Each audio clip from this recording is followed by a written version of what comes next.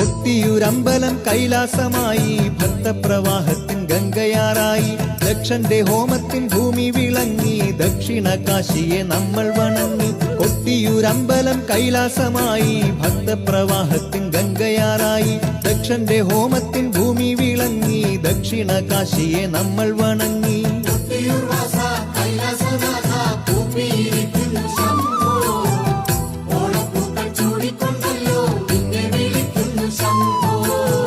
സൃഷ്ടിസ്ഥിതി സംഹാരം ചെയ്യുന്ന മൂർത്തിയല്ലോ,